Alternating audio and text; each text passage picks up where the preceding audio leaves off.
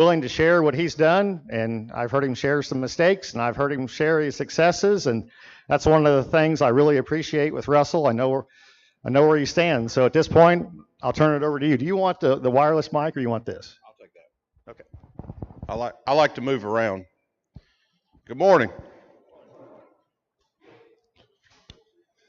So I'm going to tell y'all what I've learned about Indiana in my trip up here this morning.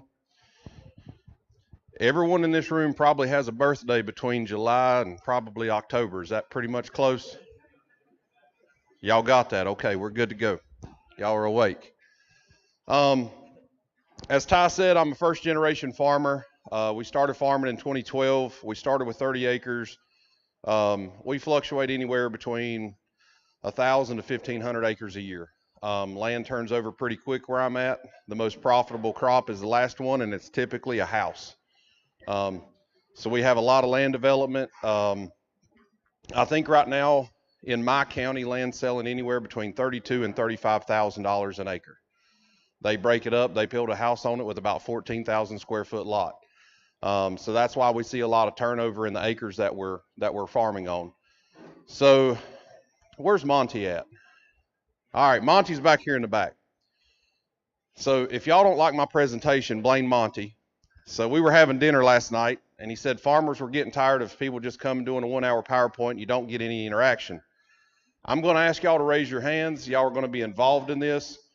Ask questions. That's what I'm here for. If you see something on a PowerPoint slide, don't hesitate. If you got a question about something we're doing or something you can do on your operation, please feel free to ask. What I'm going to tell y'all about is, how do I look at farming? I'm first generation. I didn't have my dad, my grandpa, my great-grandpa. You know, we didn't have any habits in how we pretty much formed our operation, and that was good because it gave me, essentially, I could do whatever I wanted to. The bad part about that is when I started farming, we didn't have any money or capital or land or equipment. I got really good at being a mechanic. But how many of y'all enjoyed farming this year? How many of y'all enjoyed paying for the input prices this year? Me neither. It takes a pound of nitrogen to grow a bushel of corn. It takes phosphorus, potassium, it takes all these things. But I'm telling y'all right now, and I'm not picking on y'all, who in here's from the university? Anybody from university in here with us? Man, I don't get to hurt any feelings today. What's that? Okay, they're here. So listen, if you're from the university, pay attention to this. I think universities, just like I said before, your dad or your grandpa or your great-grandpa, they did the best they could with the technology and the equipment we had. We have so much advanced. I mean, look where corn planters are now, even versus when I started farming 13, 14 years ago. Look where sprayers have came. Look where all this equipment's going, the AI that we have in agriculture now. So we set our baselines. We look at soil test, we look at biology with a PLFA test, tissues, T&D, that's total nutrient digestion, some of the products, and now we've even got metagenomics. So this is where we started at. This is from Waters Laboratory. We used Waters Lab, and we used NCDA. This is a Melic 3 test, and it essentially said, hey, the soil's a chemistry set. These are your nutrients. Here's your base saturation, here's your CEC, go put on X, Y, and Z and grow a crop. I ran into a guy in 2013 called Rick Haney. How many of y'all have ever seen a Haney test? Holy cow, man, y'all are doing a good job up here in Indiana. My biggest thing right there, up here in the top left, that's nitrogen. There's not a single conventional test that I've ever seen that gives me organic and nitrate, ammonium, all my forms of nitrogen. If you didn't want to look at any of this stuff right here, none of this, if you just wanted to look at these 3 boxes right here, and you come down here and you look, I've got 69.2 pounds of nitrogen. So I spent $1.25 an acre to run this test. Y'all use anhydrous up here, don't you? What's anhydrous running this fall? 900 a ton? What's that? I mean, think about that. If we can spend $1.25 and just pick up the nitrogen that's already in the ground at 69 pounds, that's easily $40 an acre if you do the math. So you spend $1.25, you save $40 an acre. Is that making money farming? Pretty much. This is a 0 to 6 sample. Let's look at the 6 to 12. In my 6 to 12, I had 61.2 pounds. So that means in the 0 to 6 and the 6 to 12, I have 130 pounds of nitrogen that's already in my soil. That's plant available. Y'all grow 200 bushel corn, it's a heck of a lot better to put 70 units of nitrogen on instead of 200. Those are the scale of economics that I think our ag systems that we've been working with for agronomy, they're missing the point. Everybody that I talk to says, hey, you want to grow 250 bushel corn? It's 225 to 275 units of nitrogen, depending on your soil type. But what about what's already in the soil? And that doesn't even take into consideration, we're back to the 0 to 6. This right here is the first thing that I look at on a Haney test. This is soil respiration. That's microbial activity. How many microbes are breaking down nutrients in my soil? Then we look at CEC. Nobody ever talks about the CEC of our soil solution. Well, if you're doing corn on corn on corn, you can start pushing that CEC up. And what do we get on corn on corn? With carbon, what happens with carbon? We get a yield penalty, right? You know, everybody says you got to put that extra 50 pounds of nitrogen on because of that carbon penalty. All it is you're pushing up the CDN ratio of your soil. You can take all of this stuff into consideration when we start looking at how do we produce corn. So this is traditional soil testing. Plant NPK, soil pH, organic matter, and it spits out a fertility rec. So what do y'all run up here for soil testing? Somebody run Bray. So everybody's running Bray P1, P2. So I'm going to tell y'all a quick story here real quick. So Bray and Kurtz, 1945 is when we determined our phosphorus recommendation. And everybody at the university keeps talking about calibration. Has anybody ever heard that a soil test that Bray was calibrated for Indiana soils? Or that another test wasn't calibrated for Indiana soils? Because the funny part is this, does anybody know where Bray was calibrated at in 1945? Anybody want to take a guess? If you get it right, I'll give you a bottle of bourbon. You can't answer, I know you know the answer. So we've got Iowa, any other guesses? We got Nebraska. It's the University of Florida. How many of y'all farm sugar sand? Who farms sugar sand in the state of Indiana? All right, let's take this to another level. How many of y'all are multi-generational? I'm going to pick on y'all for a minute. How old's your farm? When was it started? 84. Anybody older than 84? Anybody in the 40s? 1941. All right, we got 1941. Do you operate your family's farm the same today as it did in 1941? Then why the heck do we take the same nutrient recommendations that were developed in 1945? Like, do y'all understand that the most expensive thing that me included as farmers that we do on our operation is fertilizer for the most part? When you look at a per acre basis, our biggest expense is fertilizer, and we're still doing the same thing since 1945. Well, then they found out that Bray didn't really work good in high calcareous soils. So you get a pH above about a 7.2, and the Bray numbers really got skewed. So then there was this guy named Olson. And Olson said, hey, we're going to make one for these high pH soils. Where do y'all think Olson went to calibrate that test? University of Florida. You know, because North Dakota has a bunch of sugar sand. Then we come down here and we've got Millic 1, Millic 2, Millic 3. It's insanity. And the last time Millic 3 was done was 1984. That's a year before I was born. So we're still making nutrient recommendations in the state of North Carolina on something that was done before I was even alive. Think about how farming operations, your operating procedures, you'd be bankrupt and out of business if you still ran your business on the same model and premise that we did during these years. So then Haney came out in 2026. Haney test uses H3A, which is water and 3 organic acids. And this is the crazy part to me.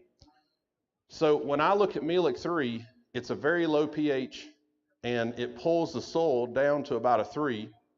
And then we say, yeah, this is going to be our phosphorus recommendation. But nobody farms a pH of actual 3. but that's how we pull our fertilizer Rex. Over here is Olson. It's putting it up to a 9. Nobody farms a 9.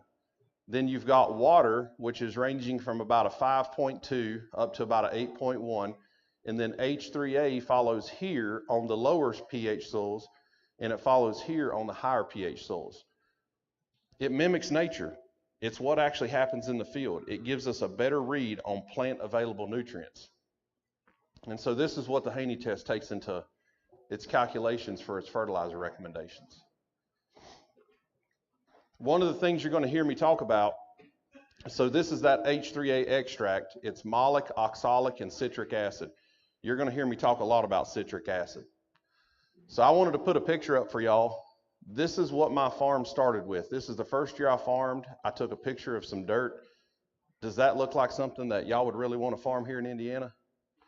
We don't want to farm it in North Carolina either. I just ain't got a choice. This picture right here was 4 years of farming for me. So this picture was taken in 2016. And the only reason I took this picture in the beginning is that's the first earthworm I'd ever seen on my farm. I mean, we had some pretty degraded soils that we had picked up. But that's a 16-inch deep spade sample. And you can see we've got this orange, reddish, high iron content clay. But look about right here in the middle. So right here in the middle, we're starting to see some color change in the top 6-8 inches. And we've still got that orange color. Well, fast forward 6 more years later, and now we're farming stuff like that. Now that starts to look like some pretty good soil. But it's took us 10, 12 years to get there. Whether it be reducing tillage, going to strip till, no-till, cover crops, compost, manures, all kinds of different things is what it took to convert this to that. So we talk a lot about water holding capacity. You hear a lot of people on YouTube, a lot of so-called experts saying, well, if you increase organic matter 1%, you can hold another inch of water. Yeah, depending on your soil type. So we farm a lot of clay. Well, if I increase mine 1%, I can hold another 1.25 inches to 1.5 inches.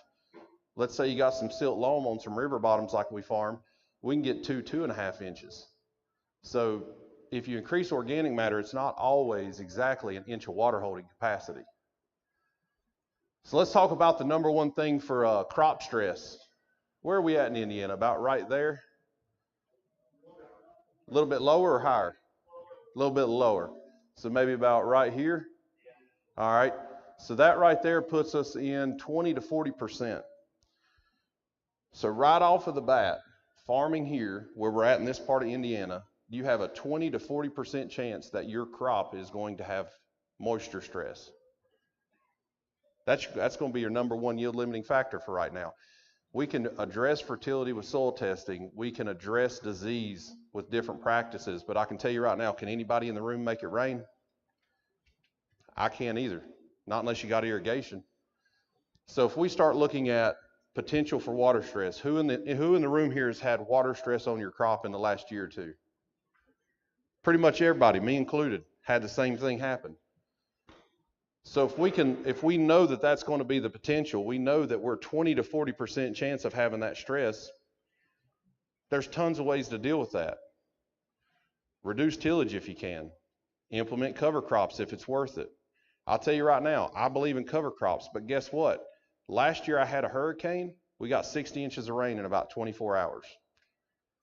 We didn't get any cover crops planted last year except one field. There's people that I talked to last year here in Indiana. Y'all were so dry going into the fall. It was either last year or the year before that they said, hey, we just stopped planting cover crops. It's too dry. That's a management decision. That's not a problem. But if you have the weather and you can do it, that's a pretty good way to affect some of these potential stresses. PLFAs, this is a really good one. This is my first PLFA result. We pulled this in 2013. And you can see total biomass right here. We were at 4,300. It's got bacteria, protozoa. We've got our mycorrhizal. That's not a really good one. This is the old way that they ran them. This is what they look like now. So now we have total biomass. We have bacteria, fungi, saprophytics. Every farmer I talked to for years said, well, how do we use this as a management decision? I'm going to help y'all out here real quick. How many of you use a biological product? Keep your hands up for a minute because I'm going to involve y'all. What product do you use? Foster? Okay. Who else uses biological? What do y'all use? BioCoat Gold. Who else? Meltdown. Only 3 people in the room used a biological. Okay. My point being is how many of you have ever been to a farm show or a meeting that had a vendor, and this vendor's biological adds 10 bushels? This vendor's biological adds 20 bushels. This one adds 5. Well, if you bought all the biologicals at that meeting, we should all be growing 600 bushel corn like David, right? That's the premise. My point being is how many times have you used a biological, and I want y'all to raise y'all's hands on this. How many times did you buy a biological product and it didn't work and you didn't make any money with it? I'm one of them. The problem is you didn't know what you had. So let's look at this real quick. I have 3,800 bacteria and I only have 450 fungi. Well, if I go to a biological company and they say I have a product that's only $5 an acre and it's 99% bacteria, and I go to another company and they say we're 90% fungi and we're $10 an acre, which one of those two has the best chance of making me money? The fungi. If you don't know what you have, how do you know what you need? So if we can run this test for $2 an acre and biological products are costing us 5, 10, 15, 20, some of them even $30 an acre now, is it worth spending that $2 an acre on a couple fields and seeing where our baseline is on what our biology is to make a decision on what our product should be?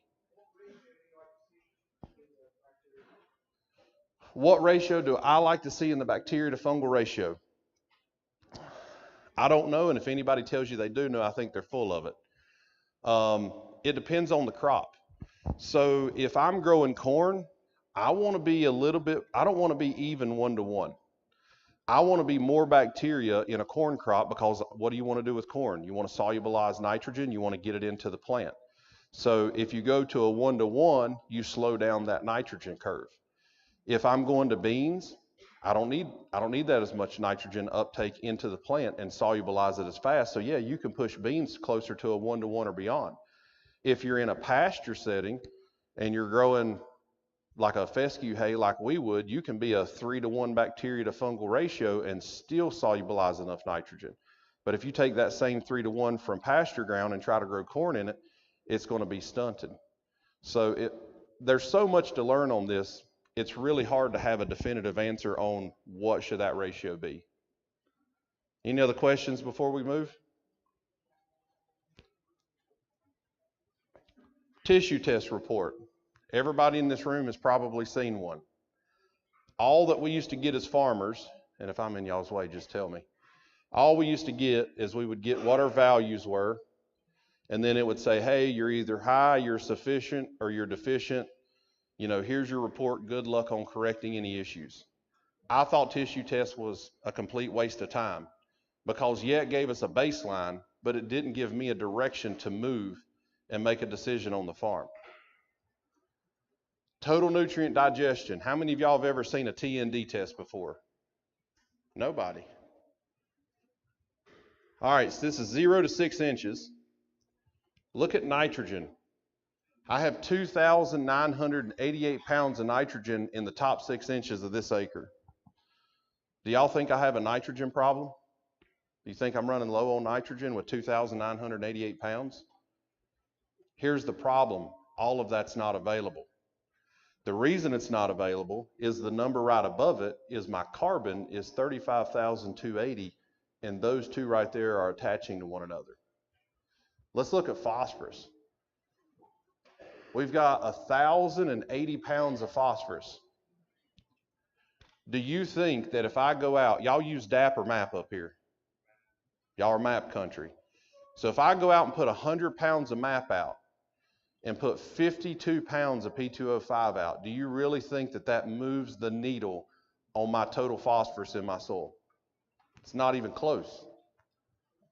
Look at potassium, 6,120 pounds. Now think about this.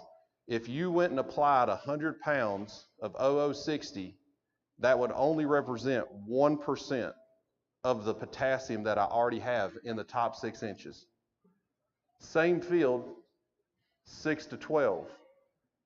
Almost 2,000 pounds of nitrogen, 720 pounds of phosphorus, 5,580 pounds of potassium.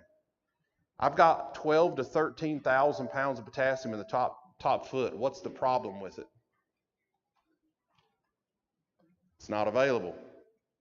How do you break potassium? What happens to potassium? Let's talk a little bit about agronomy. Make sure y'all stay awake. How does potassium work in the soil solution?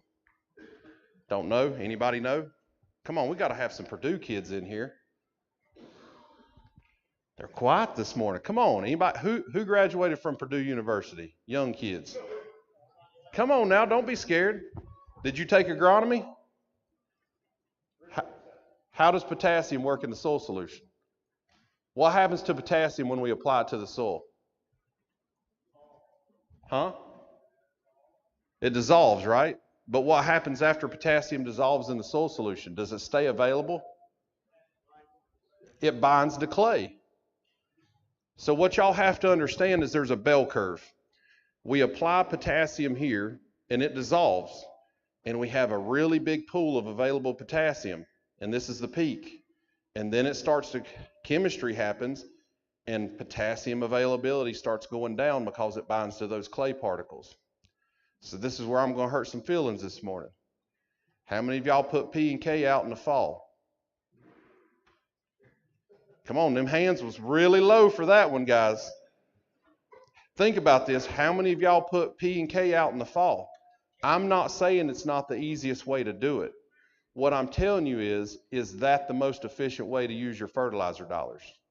Because if we put P and K out in the fall and it solubilizes and our peak availability happens in December and January, and we don't plant corn here till what? When y'all start going in the ground? April? We're 4 months ahead on our solubility curve before the crop even needs it, and what's happened to it now? It's right here, unavailable. I'm not telling y'all how to farm. I'm not telling you that the way I farm is the easiest, but I can tell you right now, I have been efficient. We made money this year. I know a lot of people didn't. And I'm telling y'all that what we've been doing in agriculture, it ain't working. Let's keep digging. This is metagenomics. If you haven't seen metagenomics, it's essentially the PLFA, but even deeper. Not only does it look at what do we have, it goes into subspecies. So it'll break it down into, instead of having mycorrhizal fungi or bacteria, it tells us what species are in those families. How many of y'all have a residue problem? Anybody have a residue problem? Does anybody put on a residue digester? That's a new thing that's came out the last couple of years. On this metagenomic test right here, polymer degradation, that is reading the ability of the biology to consume residue and return it back into the soil solution. That's what polymer degradation means in this test. This product right here, I know for a fact, I'm being nice here, not saying the names of these products. This one was about 20 bucks an acre, this one was about 30, and this one was about 40. This was untreated in our check. So we had 54.26% on polymer degradation on number 1. Number 2, we were at 55. Number 3, we were at 56. And the untreated check, we were at 58. Which one of those made the most money? The check. All 3 of those products that we bought that were supposed to digest our residue, put it back into the soil solution, did worse than the untreated check. This is how you determine if a product is working on your farm. This right here cost me about $700 to run. But you go put this first product, which was the cheapest, over 1,000 acres of corn, and you're going to spend 20 grand and get less. So is it better to spend the $700 and test it, or is it better to spend the $20, $30, or $40,000 for nothing? That's the problem that we've seen in agriculture, in my opinion. Earthworm counts. This is Ray Archuleta. If you don't know it, if you grow cover crops in the springtime, Ray Archuleta will sprout out of the ground. He'll give you some earthworm counts. Some of y'all are still awake. This is a water infiltration test. I was fortunate enough the first year that I farmed, we decided to start doing field days. So 2013 was my first field day. Ray came out. We did all these different tests and stuff that NRCS was doing at the time. And so earthworm counts, we were at 90,000 an acre. 10 years later in 2023, we were at 2.3 million. Water infiltration was a ½ an inch an hour. 2023, we were up to 16 inches. The one that we did last year, we were ranging across our fields anywhere from about 18 to 22 inches an hour. We don't get those long, slow soaking rains that we used to get. In North Carolina, I don't know how it is in Indiana, I get it like 5 or 10 inches in about 2 or 3 days, and then it doesn't rain again for a month. So if I can't get it in the profile and I don't have the organic matter to soak it up, our crops are going to suffer. Now this is where I started at. I had to dig deep for this picture for y'all. But you can notice there's no beard, there's no gray in my hair. This was a lifetime ago. But this is my very first cover crop. And it was about knee high, maybe close to waist high by the time we killed it. Learned a valuable lesson there. And I just wanted to talk to y'all about this. How many of y'all plant annual cover crops in here? Anybody do annual ryegrass? Number one lesson I learned, first year we did cover crops, never mix annual ryegrass with small grain. We killed it, burned it down, thought I had a great kill. All the cereal grains died. Guess what happened? What came out of that? The ryegrass with a vengeance. It came back. We had to spray it 2 times because it got so big and away from us. But this right here, first cover crop. This right here was a couple years later. Still was a fireman then. That was before I left the fire department to farm full time.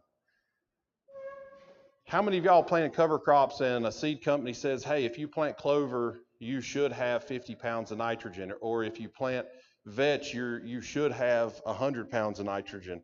What I quickly realized is in the cover crop realm that my farm doesn't run on should haves. So we started doing this.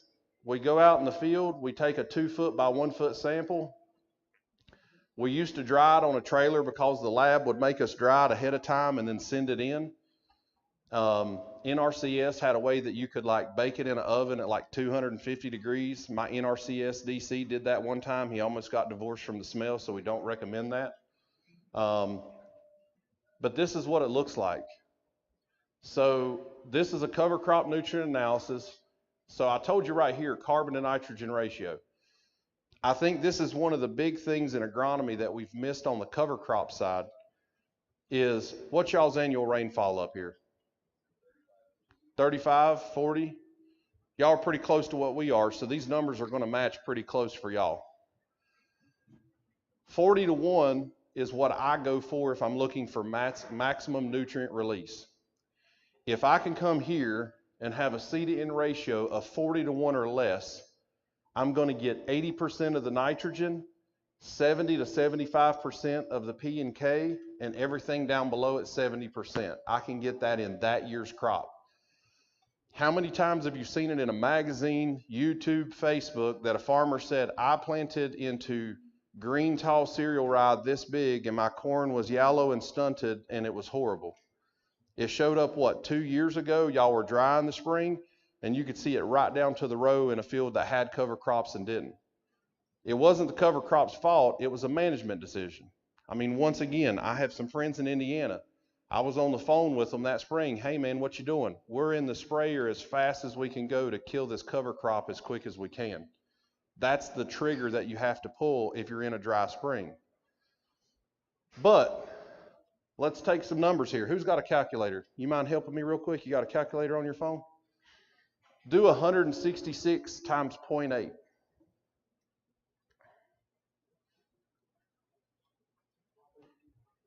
$132.8.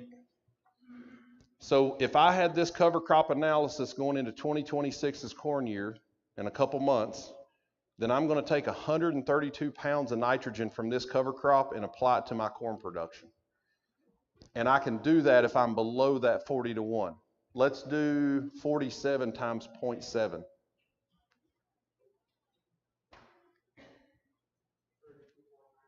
$32.9. So we would have 32.9 pounds of phosphorus. Now I want y'all to think about this real quick. Y'all apply MAP up here. How many pounds of MAP would you actually have to apply to see 32 pounds of phosphorus show up on a soil test and actually be crop available? You couldn't afford it. Same thing with potassium. We're at 232 pounds. I can go ahead and tell you rough math, that's going to be about 160 pounds of potassium. Now I can tell you on my farm, my biggest yield limiting nutrient is potassium, and it's because we have those heavy clay soils and that potassium binds to the clay. So if I can get a lot of potassium out of this residue right here that's already plant available, that's really big for my crop production. You can look at any of these numbers and do that conversion, 0.7 or 0.8.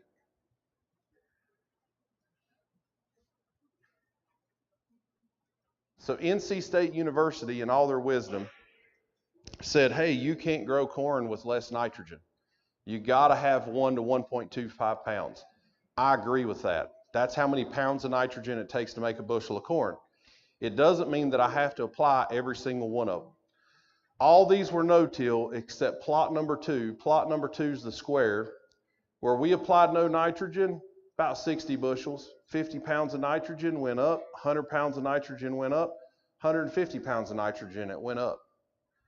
That's a really good curve for nitrogen use efficiency, right? I sent this to Rick Haney. If y'all don't know Rick Haney, he's very blunt like I am. He called me back, he's like, you're kind of stupid, aren't you? That's what he said to me. I was like, hey man, what am I missing here? So he sends me back this presentation and he says this right here. With no nitrogen at all, we grew 130, 155, and 180 bushels of corn. I was too quick to look right here that, hey, this is showing good nitrogen use efficiency, but what happened over here? Well, over here, we looked at the Haney test for those plots, and we had that. We had a boatload of nitrogen from our cover crop at the right carbon to nitrogen ratio that released and helped us grow that crop. This is from Illinois. This is the closest one I could find from y'all, or for y'all. This right here is what they're saying is your nitrogen use efficiency curve. How many pounds of nitrogen do y'all put on in this county typically? 175, 200, 150?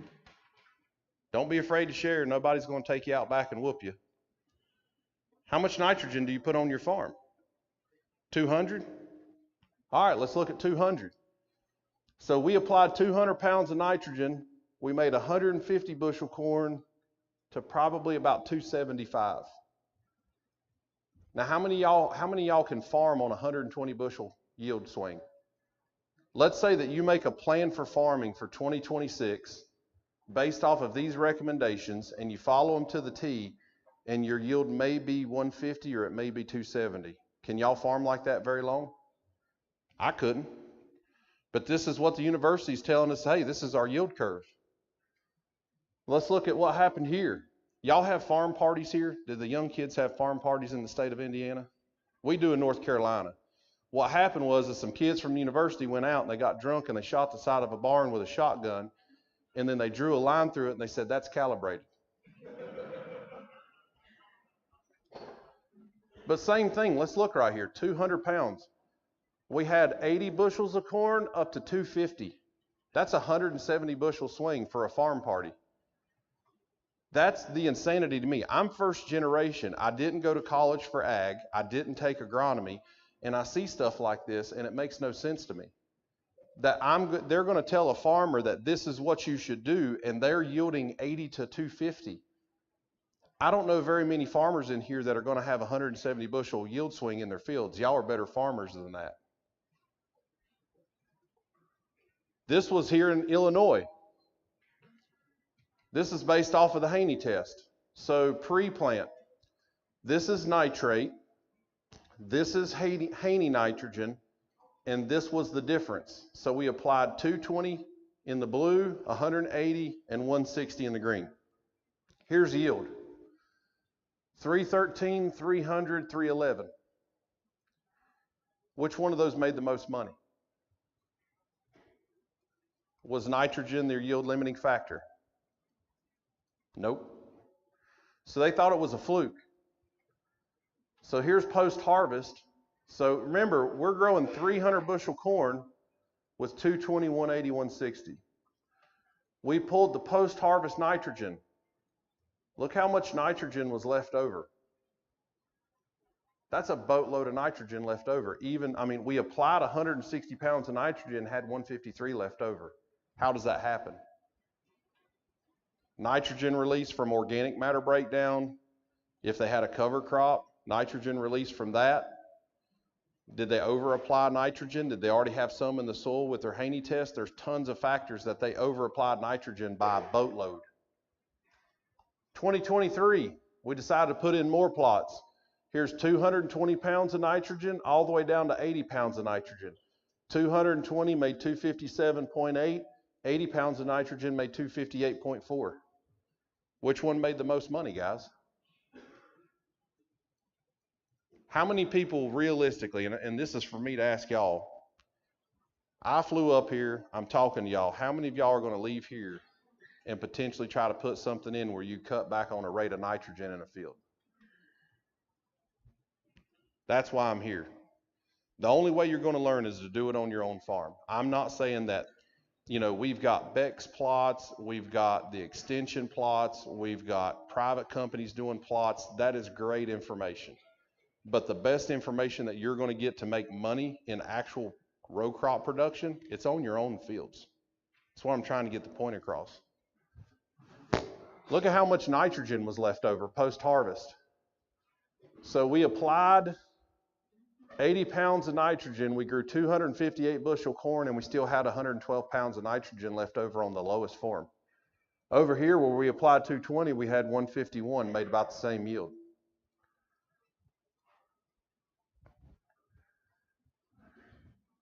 Can anybody tell me the nitrogen difference between these three corn ears?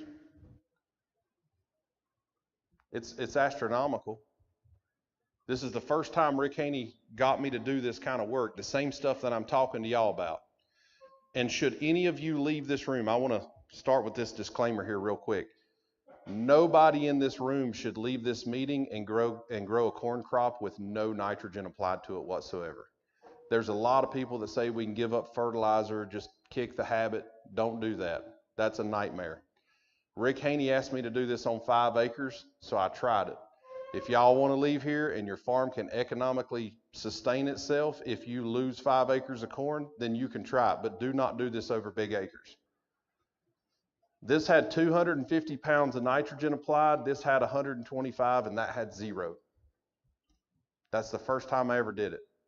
Now, the university puts together some pretty good PowerPoints. This is what a farmer's looks like. That's a notepad in the shop. So where we applied no nitrogen at all, I lost 9 bushels of corn. Corn was $4 a bushel. My savings, though, the full rate of nitrogen cost me $105 an acre. So I lost 9 bushels of corn, which was $36 in yield, and I saved $105 an acre in nitrogen. Is that going to work on every one of my acres? Absolutely not. These are trials that we're trying to see how low we can go, how far we can push those boundaries of reducing some of our inputs. Hey, where's Marion from, by the way? Is he from Indiana? What state is Marion Calmer from? Illinois. Okay. So once again, I'm first generation. Y'all want to know how I learned how to set up a case combine? Marion Calmer videos. Marion has put out a lot of great information. A couple years ago, Marion started talking about what? Nutrient stratification. I was like, well, daggone, I ain't never tested for that. These are 2-inch increment samples all the way down to a foot. I wanted to see, do we have nutrient stratification? So Liz Haney helped me put these together. So we go from 0 to 2 all the way down to 10 to 12. This is our CO2 respiration. So this is microbial activity. This is organic carbon, organic matter, nitrogen, phosphorus, available phosphorus. Is nutrient stratification real? Absolutely. Should it be there? Absolutely. Now, none of this made sense to me because sometimes graphs just don't, this doesn't mean much to me. So I had Liz change it to this. This right here is our microbial activity in the blue. Then we have carbon in orange. We have potassium, then phosphorus, then nitrogen. Can y'all see what's happening here? The more biology we have, the more nutrients we have. The more biology goes down, nutrients go down. Well, we know as we go deeper in the profile that we don't get as much oxygen exchange. We don't have as good a soil aggregation unless you're like the best farmer in the United States and you've got tilth down to 4 feet. You're going to see nutrient stratification. It's going to happen. Mixing that soil up isn't going to fix that. It's going to fix it temporarily, but guess what's going to happen again? The same exact thing. The only way to change nutrient stratification is to get soil aggregation deeper into the profile and get that oxygen exchange deeper in the profile where we can bump up that microbial activity. So let's look at nitrogen. So this right here is microbial activity. There's no microbial activity here, and it goes over to 300. And then as the scale goes up, this means we have more nitrogen. Look at what happens to nitrogen as microbial activity goes up. Fairly linear curve. There's carbon. Look at potassium though. I have a lot of farmers tell me that potassium uptake in their plants is a problem. I can tell you, until you hit about 150 CO2 respiration, that Haney test respiration I talked to you all about, the first thing that we look at, until you're hitting about 150 right here, your potassium is pretty flat. And then potassium really takes off. Look at phosphorus. Phosphorus is a whole lot easier to solubilize with soil biology. That's more of a linear line there instead of staying flat and then curving up for potassium. But look what happens there with phosphorus. One of the things we fight as farmers is aluminum. Look how aluminum starts going down as we see biology go up. It's helping us buffer it. How many of y'all look at base saturation? I'm going to involve y'all in the conversation. What test do you look at base saturation? It's on your regular soil test. What do you want from your base saturation?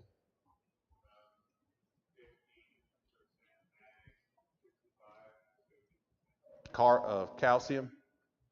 That's what we've been taught, right? Albric. Y'all familiar with Albric, correct? We want that 60, 70. We want that 15, 5% potassium or better. Why does that not matter? I'm about to wreck somebody's world in here. Why does base saturation not matter? If it's ran on a Millick, a Olsen, or a Bray, why does that not matter? You got to go back to the first part of my presentation. It's not how the plant pulls it in. And do y'all remember that slide where Millick was taking the soil solution down to a pH of 3 and Bray and Olsen were pushing it up? Is that really what's happening in your field? No, so it doesn't matter. The whole premise on base saturation, everybody keeps getting hung up that, oh, you got to have this on base saturation, you got to have this. Well, that's great. Do it at a base saturation at your pH of your soil. Then that's when it matters. The other thing about base saturation is supposed to be total pool and what's actually available. That's what base saturation should be reading, what's actually available to that plant. This orange right here, you remember that T&D test that I showed you with those really big numbers, our total available pool? And then the blue right here, this is what's actually plant available on our Haney test. So I have over 6,500 pounds of potassium, but only 6.19% of it's available. That's a true base saturation of potassium. Let's look at phosphorus. I've got 4,500 pounds of phosphorus, but my base sat on my phosphorus is actually only 0.82%. So if you have 4,500 pounds of phos and only 100 or so pounds of it's available, do you think putting on another 100 pounds of MAP is really going to make a big difference? Not really. How do we change potassium? Has anybody used a product in here that helped release potassium? Citric acid. Citric acid will actually help break down potassium off of those clay particles and release it. And I have a ton of farmers that ask me about it. You have to band it. You can't go out here and put some citric acid, 8 to 12 ounces to the acre, put it out in this sprayer right here and spray it. It has to be in a band. We started buying a pre-liquid solution. This is one of the few products that I talk about that I'll tell you the company's name, and that's so y'all can find it easy. There's a company called Concept Agritech. They sell a 50% citric acid solution. They don't make it for the reason I'm using it for, but you can buy it from them. You can run 8 to 10 ounces to the acre in a band in furrow 2x2 in your wide drop. It's less than $2 an acre. We started testing that band where we were running the citric acid and then right outside of that band in the row middle, and we were seeing anywhere from 50 to 75, even sometimes 100 pounds of potassium where we're running that citric acid. We've been working with that for 3 years now, and I've had farmers from just about all over the country. They've been seeing anywhere from 8 to 10 bushels. So if you can run $2 of a product and see 8 to 10 bushels, is that a good return on investment? That's what we do on our farm. Now, what I'm going to warn you is there's the cheaper guys that want to get a different form of citric acid, and they always call me and they're like, hey man, I can get this dry citric acid and make it myself. What do you think? I always say, I think that I haven't used it, so why are you calling me for advice? I'm telling you guys what I'm using, and if you want to use something different, that's completely fine. Y'all should do the same testing that we've done and not put it over all your acres and take that risk. So just, that's kind of my precaution. Yep.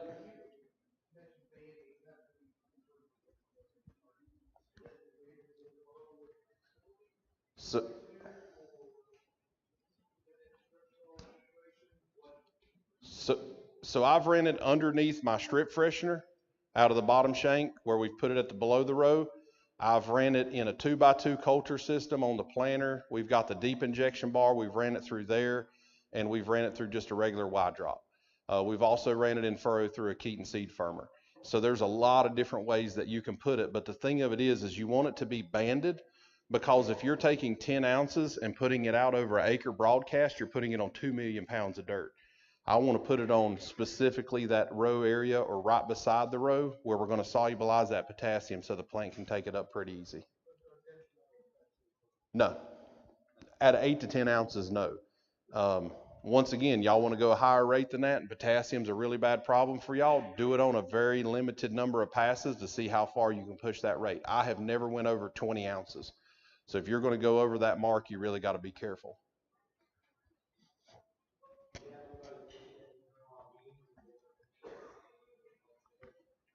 I have not done that citric acid on beans. I have used another product called Calfa from Miller Chemical.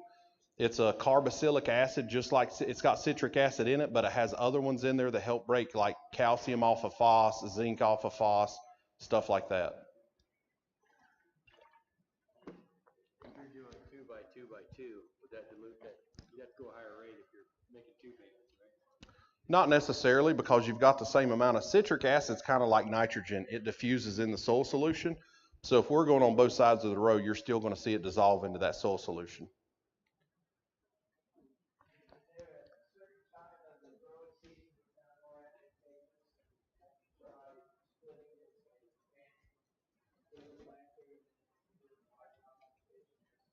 Wait about 5 slides, and I'm going to come right back to you on that, because we're going to answer that. Any other questions before we move on?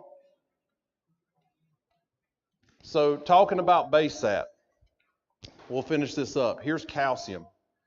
Look at all the calcium that we have in the total nutrient digestion test, and we've only got 44%. Now I'm going to tell you, if you saw only 44% calcium availability on your soil test, you'd be like, hey man, we got to throw the gypsum to it, or we got to get lime on this. You have to understand, you cannot compare Olson, Millick, and Bray directly to the Haney test. It's because you're using different extractants. So here's the deep band that I was just talking about. I call this my poor man strip till rig. So we have some farms with some pretty good slopes on them. We can't strip till them.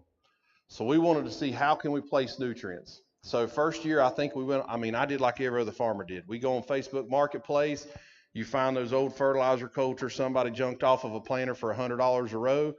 We found an old planter bar, and we did that for about 2 or 3 years, and we saw a really good return on investment. Then I made the investment. These are Yetter 2996s. This is a 20-inch coulter. It's got the parallel arms. I don't know about Indiana, but we grow rocks in North Carolina. So with the old style, you would hit a rock and lift the entire bar up. At least with this, I only lift up a row or two. But for corn, I'm injecting phosphorus and potassium 6 to 10 inches deep. Now, there are some fields of mine that are so hard that we can't get that deep, but that is our goal, 6 to 10 inches. I want to place it deeper in the profile because in the summertime, the soil moisture probes that I use, about June the 15th to the 30th, I'm losing about 60 to 70% of the moisture in the top 4 inches of my dirt. Well, what happens to fertility if you don't have moisture in it? Plant can't get to it. So I'm maintaining a little bit deeper profile moisture, so I'm trying to get those nutrients a little bit deeper where we have them long-term season. Then everybody said you couldn't run these in cover crops. That's about 36-inch tall cereal rye. It's got triticale, oats, there's some vetch in there. Now I can tell you right now, if you don't run that shank close to that coulter, you can make some beautiful round bells from one end of the field to the other. That will happen. But if you run that shank close to that coulter and you really tighten down those bolts, we haven't had any issues. We run this over probably 600-700 acres a year. Then we started looking at our 2x2. So we started with Keaton and in-furrow years and years ago. We went to the 2x2 coulter on the front. I went to these cover crop rollers. We use Devastators on the front of our corn plants so we can roll and pass in one placement. We started looking at these. I don't necessarily like this notch disc because we get a lot of row vibration. They make a thinner, smooth blade that we've went to now. But we started placing nutrients on both sides of the row. So how many of you run a single 2x2 coulter? All right, how many of you run a 2x2 on each side? I'm going to give y'all some advice. This is a quick one I put in here. This is just for Ty. This is the first cab tractor, so I'm first generation. This is the first cab tractor I ever had. This is a Kubota M105S. As a man of my size, I can tell you what every square inch of that cab feels like. That was not made for the American farmer. But that tractor pulled a V-set, V-drive. We had Delta downforce on it at one point, and when we went to Delta downforce, the floor mat, the rubber mat that my feet were on, started melting one day. That's how much hydraulics we were trying to push through that tractor. Then we finally upgraded, got to go to a John Deere Sundrop. I don't know if y'all have seen me drinking it. This right here, 20 ounces in furrow, 3 to 5 bushels to the acre. David Hewlett uses Mountain Dew. We use Redneck Nectar, called Sundrop. What's in Sundrop, you ask? 2 things, citric acid and sugar. About finished mine. But seriously, if you want to know if your biology's lacking or if you can get something out of it, go grab you a Mountain Dew and throw it in the in-furrow. If you see some results, citric acid will do better. This is 2x2x2, and this is 2x2 here. And y'all might not be able to see this, so I'm going to kind of explain it. We have 9 roots on the right-hand side, and we have 1 root on the left. So that means 90% of this plant's energy is going to one side of the row. And look how even that is. Do y'all think that how we place nutrients matter?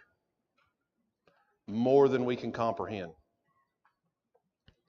So if you're putting nutrients on one side of the row and you're telling that plant, hey, come over here for what all you need, and we've got 90% of our roots over here, how much moisture availability and nutrient availability did we sacrifice on that side later in the season? A substantial amount. How do you tell which product pays? This is the same field. This is organic in-soil algae and a vermicompost extract. On this one right here, this is organic and in-soil. This one right here had Calfa added to it, that carboxylic acid I was telling y'all about. We added Calfa with this one here, and this one right here was a Cadillac program from a fertilizer company. This was 6 gallons of in-furrow, 318-18. Which one of those do you think probably had the best yield? I can guarantee you, I can tell you we picked the plot. It's not the one on the right. We spent the most money here with fertilizer in furrow, but look what biology did in furrow. Do you think that maybe this season, taking a couple bucks from your fertilizer program, if you're running in furrow and trying some biology in furrow, would be worth it? Absolutely. That vermicompost extract that we're running, it's $1.50 an acre. That's cheap. Do y'all think that those plants are lacking anything? Don't mind the Sasquatch in the background. But do y'all think that those plants are lacking anything in that season? That's from the same field. This right here is probably one of the most controversial things. Am I on time, by the way? I better. All right. I'll run over on y'all. This is probably the most controversial thing I think I've ever did on my farm. So what we did is we put it on a TV show and social media, and in the green is Haney test, in the yellow is Melic 3, and down here at the very bottom was the Haney test with my farm program, my PGRs, my foliar passes, stuff like that. Early season beans. Here's Haney test, here's Melic 3. You could tell a difference that early. Now, if you talk crap about me on my social media page, just know I travel the world and I'm going to talk crap about you. This one's for Willie. So Willie went on my page and said that the Haney test didn't work. Do y'all see that line right there that I'm pointing at? That's Haney test. That's the 5 acres up here of Haney test. I'm standing in Melic 3, the plot for Melic 3 right here. And just give it a second. Do y'all see where Haney test picks back up? So Willie talked trash, so I made a bunch of posts to Willie, and I started calling him out by name on Facebook. I was like, hey, Willie, I tagged him so much he ended up blocking me. I guess he didn't want to see the results. But if you use the Haney test, just like if you plant cover crops, Rick Haney will sprout up out of your field at the end of the season. This is Rick Haney if you've never seen him before. And I told him, I said, man, go pull some plants. That's Melic 3, that's Haney test. Which one of those beans would you rather pick? I'd rather pick the Haney test beans. There's my plot. That's in the same field. University of Iowa. How many of y'all got Snapchat? Come on now, y'all old people, don't be ashamed of it either. Hey, yeah, there we go. Did you know your Snapchat has AI on it? There's an AI person that's on your Snapchat. Yep. Ask it farming questions. I don't sleep very good. I'll be laying in bed and my wife will say, what are you doing? I was like, I'm asking AI Snapchat on questions about farming. She's like, let me see that. You know, making sure I ain't talking to some girl or something at midnight. But seriously, y'all know the problem with Google? Optimization. You can ask Google something and whoever paid the most money or got the most optimization, they're going to be first on the list. Guess what? Guess what your AI doesn't do? It don't give a dang about Google optimization. It found a 200-page white paper that was done by the University of Iowa. It's over 20 years of research. There was one product that they looked at in this 200 pages, nickel. 1 gram of nickel to the acre saved 10 to 15% of pods and flowers.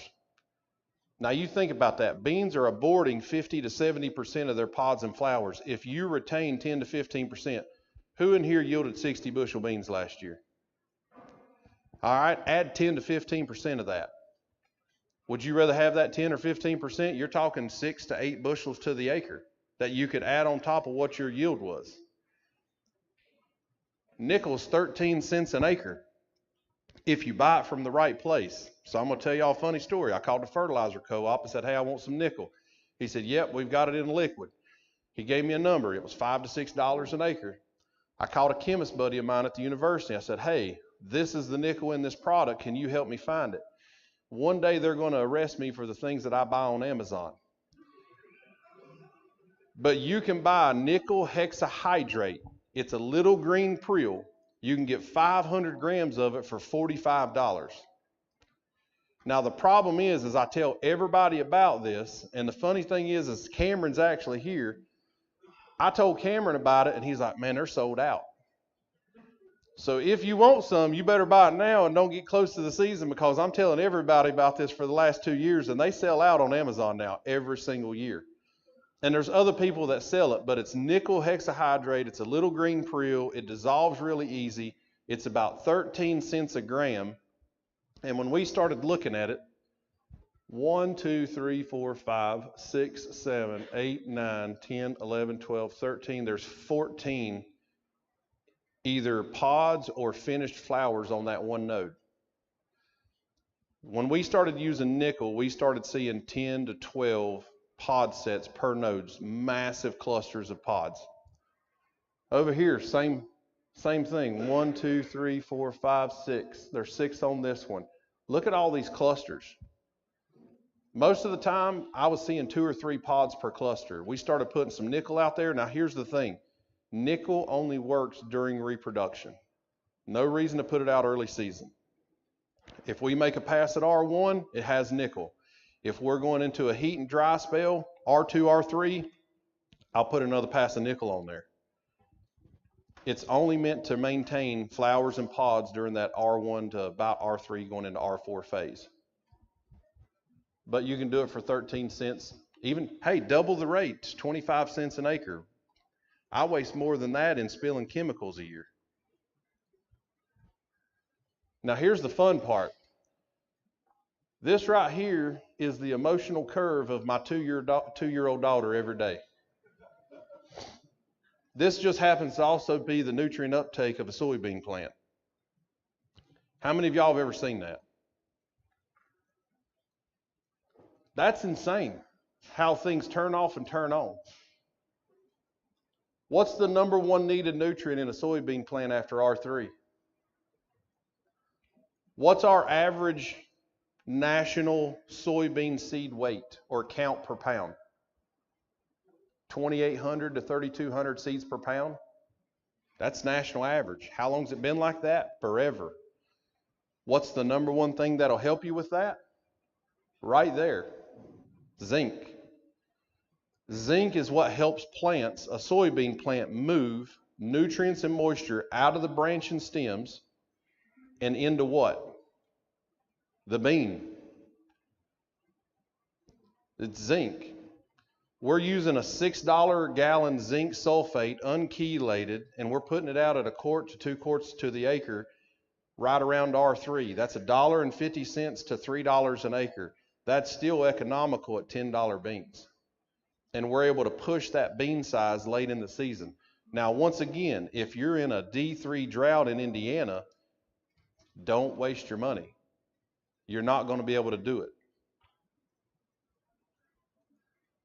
This is what our bean plants look like typically around July the 19th. Look how tight those nodes are.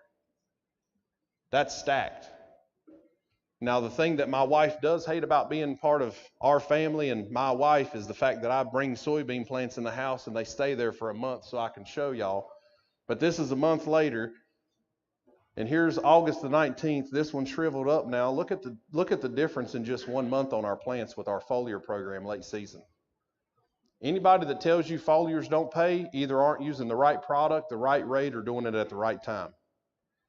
You do those 3 things, foliars pay. What do we focus on? Universities will tell you that sulfur in a tissue test at 15 to 1 is optimum. I can tell you right now, if you're at 15 to 1, you're deficient. Sulfur needs to be 12 to 1 or less. Potassium, V4 to V6, I want to be 2.5 or above. R2 to R3, I want to be 3 or above. Do y'all know how hard it is to maintain potassium levels in a soybean plant after R2 or R3 in the season? It is almost impossible. The first time we were able to do it is because we Y-drop beans. We Y-drop potassium thiosulfate on beans, and that's the first time that it happened. The next thing that we did is we used a drone. So we've taken a drone and we've put out dry potassium around R1 to R2. So we've got time. Remember we talked about that bell curve? We're putting potassium on R1 to R2, solubilizes, and guess what? Peak uptake demand in those beans is matching my bell curve on that potassium breakdown. There's a couple different ways you can do it. I can tell you right now, if you try to use, like some of the fertilizer companies are saying, hey, you can use potassium acetate to keep your beans up later season, they will, but you'll go broke doing it if that's your only source. It's not economical at $8, $9 a gallon. Boron, tissue tests are good, but cut your stems open. Go out there in the field, cut your stems open and see if you have any hollow points. If you've got hollow points in those stems or those branches, you ran short on boron. Molybdenum. They told me that I was going to give my plants molybdenum toxicity. We doubled the rate they said we could and still didn't kill them. Nickel for flower retention, copper for pod elasticity, and that late season zinc, R3 to R6, for that pod fill and that bean size. What I tell y'all national average was 2,800 to 3,200. This right here was our base production. This right here, we added in our deep injection fertility and pushed that up. We were down to 1,736 seeds per pound. And then right here, where we added in that late season zinc in our foliar package, we were at 1,359 seeds per pound. Those are 5-acre blocks. There's 5 acres here, 5 acres here, 5 acres here.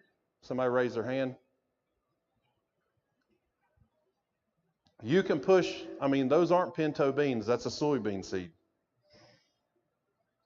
So what did our plot do? So our county average is about 28 to 35. So Milic 3, we were at 37 bushels. This is the fertilizer that we applied based on Milic 3. This is how we did it. Haney test did 52.47 bushels. Here's the fertilizer we applied. Now look at this. Haney test did call for a little bit more phosphorus, but it called for half of the potassium, a little less sulfur, but more boron. We were at 52 bushels. Our return on investment with the Haney test, even with a little bit more phos, we made $180 more per acre. Now I'm going to make sure y'all are still awake because I've been talking a while. Who wants to make $180 more per acre? Get over here. Haney test with foliar. I'm going to tell y'all a quick little story. This is kind of funny. Y'all see soy sauce up there, right? So the first year we used soy sauce, I made a TikTok video. And then Virginia Extension had their meeting up there, and they were telling everybody, do not do what Russell Hedrick says. If you spray soy sauce on there, it'll kill your plants. We went to the grocery store. We got every green lid soy sauce that we could find because low sodium. Man, they're asleep on me. So we get our first tote of soy sauce comes in, and the LTL truck driver delivers it, and he unloads it off the truck, and he said, listen, man, he said, I don't mean to sound racist, he said, but you're too white to need 275 gallons of soy sauce. I said, man, my mama got me a hibachi grill for Christmas, and I can't get enough of it. He said, if you use all that, you're going to die. We used all of it.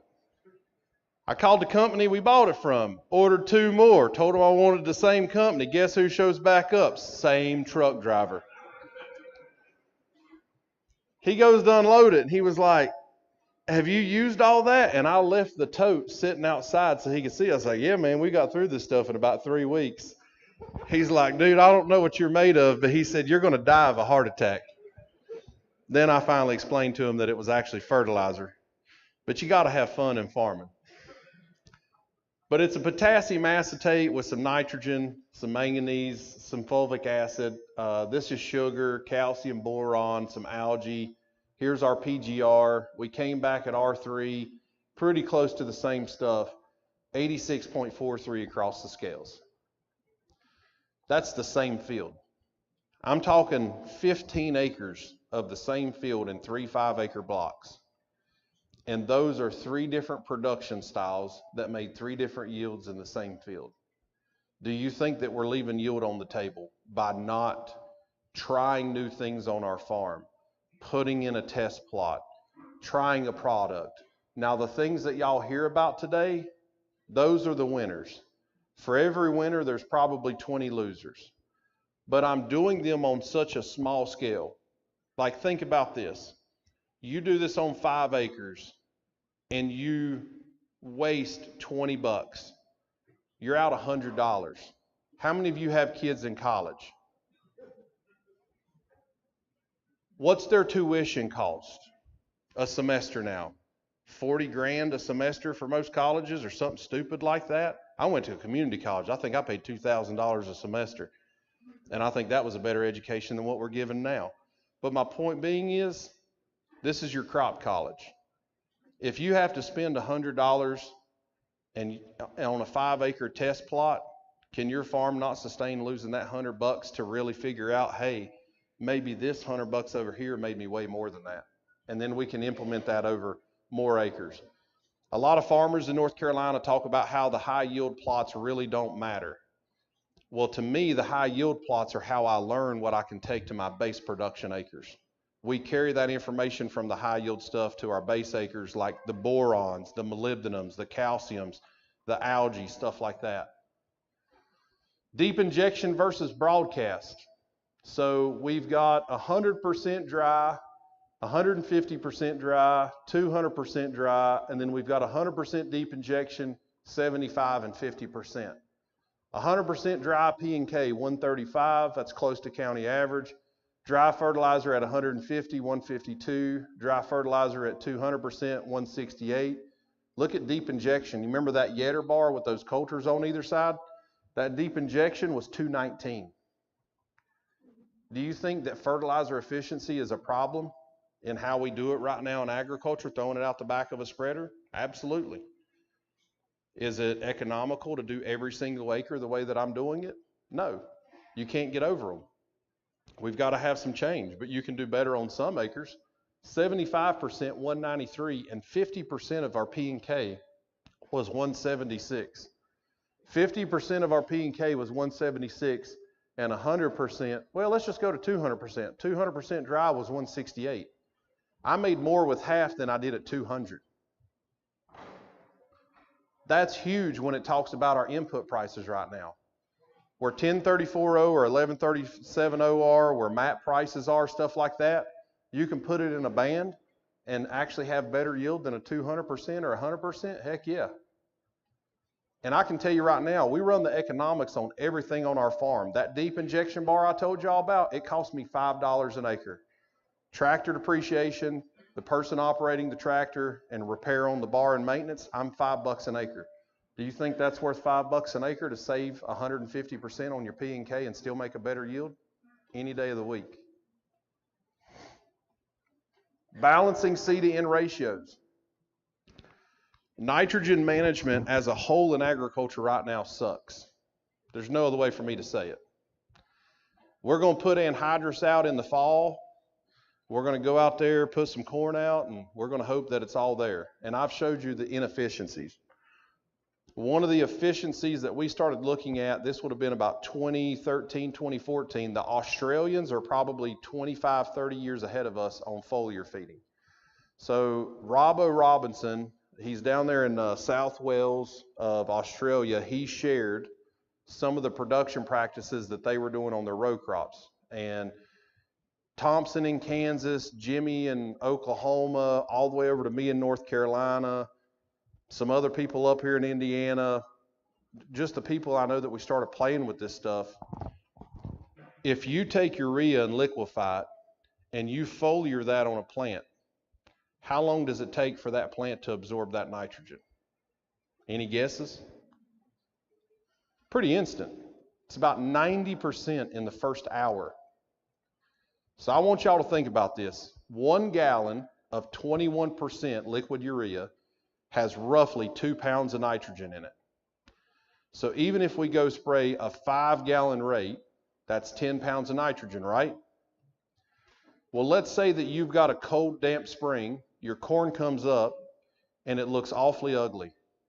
What's something that you could do to get those aminos and those proteins in that plant to help that plant along? Foliar feed urea.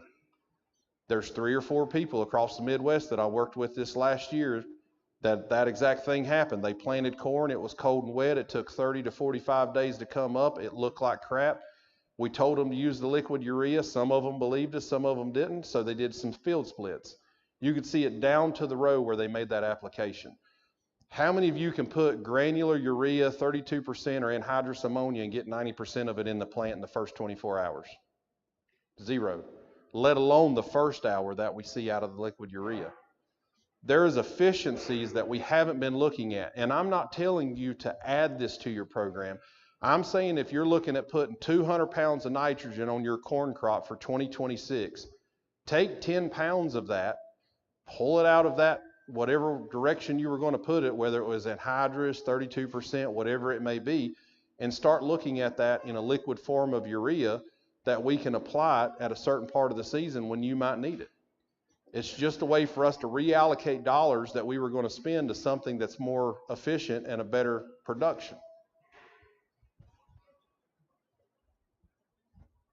I don't think we grow too bad of corn for North Carolina.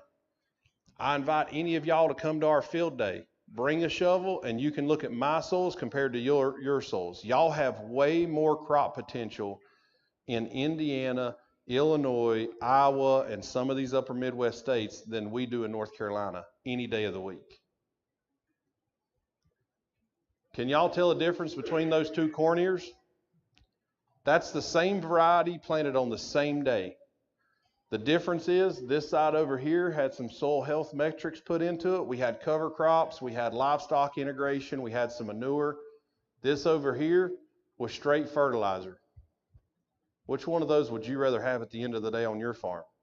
Our test weights continue to go up. We're picking anywhere from 60 to 64 pound test weights. Now, weather does have some deciding factor in that, but even this year where we finished out dry, we were running 61, 62 pound test weights. And everybody says test weight don't matter because we get paid by the bushel. But when I pull a hopper bottom onto a scale, it reads in pounds, not bushels. And if you want to have that argument, we'll have it over a beer later today. Just some of the crops that we're growing. I mean, you can see even with us cutting back on our P and K, I just put pictures up so y'all can see we're not growing bad crops. Our farm average this year on corn was 223. The county average for RMA is probably going to be 100 to 120. That right there is some of our 400 bushel corn. Y'all can see how big my hand is. Y'all can see how big those ears are. This right here is one of the things that farmer asked me the most about. I was talking with Ty's son in his office before the meeting. Number one thing I see farmers miss is that right there. Look at how much iron we take up from VE to about V6, 50%. That's the first yield limiting factor I see on 90% of the farms that I go to. How can you correct that? $3 to $5 an acre. You can either foliar iron on early if you're making a post pass, or there's plenty of products out there that you can run iron in furrow or 2x2 depending on which product it is. And you can do it cheap. Number 2 thing that I see for yield limiting factors, these 2 right here. We've got potassium and nitrogen. Everybody asks, what's it take to grow 400 bushel corn? Number 1, do 100 things right, that makes 4 bushels each. Number 2, don't make a mistake. And number 3 is you better be able to move potassium out of your soil and into your plant. You want to grow, I don't know, 200 bushel corn, you're going to be about 75 pounds of potassium in a 10 to 14 day window depending on the day length of your variety. You want to grow 400 bushel corn, that takes it up to about 200 pounds of potassium in that same 10-day window. And everybody keeps missing this. We've been talking about nitrogen in agriculture for longer than I've been alive. But look at the nitrogen curve and look at the potassium curve. If you're not getting enough potassium in there at the same time with that nitrogen, it doesn't matter how much nitrogen you have, you're not getting efficient use of it. They're almost 1-to-1 between V6 and V10. And then everybody's in here talking about, well, I'm going to, wide drop and maybe put some here. Well, that's the problem. Here's our peak. Here's the uptake curve. You have to be before it. Our timing of application has been way too late. You've got to start looking at, you have to apply a product. Does it have to go through a biological process, or does the plant immediately take it up? Because if it has to go through a biological process, you're going to have to move it back so it has time to go through that process for the plant to take it up. Look at calcium. We're peaking calcium here at R1. The biggest thing I see farmers, I watched all the YouTube, I was a YouTube certified farmer my first year. Y'all ever heard about that? Anything on YouTube, you watch 5 minutes, you're now a certified expert. Everybody talked about, hey, fungicide time, we're going to hit it with a fungicide at Tassel or R1, and we're going to go to the lake and enjoy a beer till harvest. But look how much is left over here late in the season. 45% of copper, 50% of zinc, sulfur, magnesium.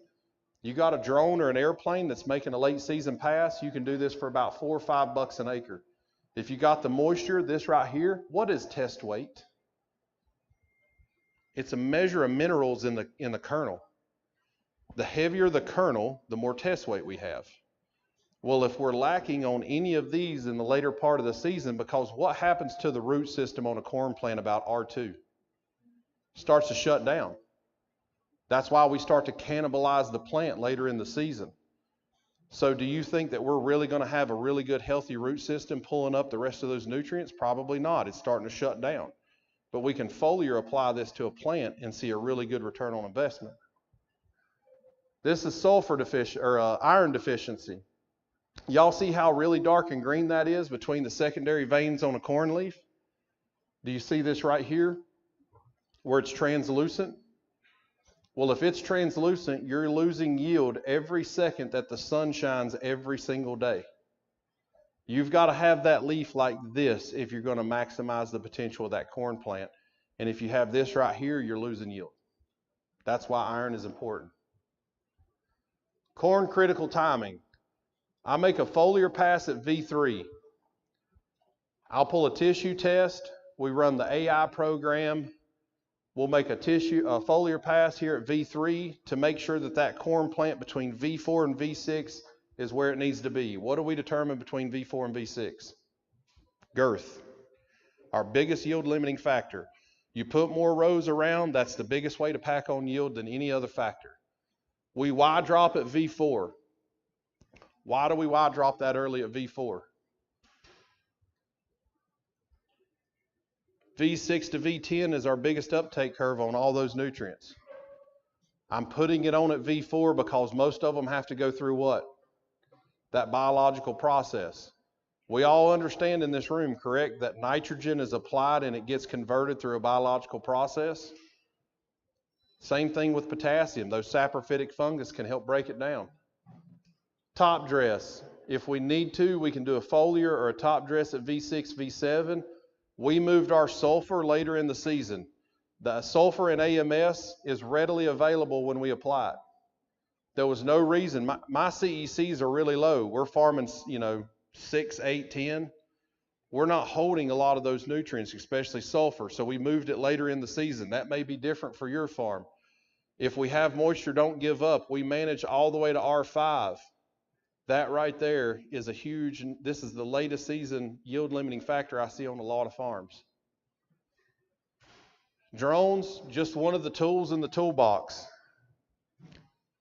Younger kids, I don't consider myself young anymore. I hit 40 this year.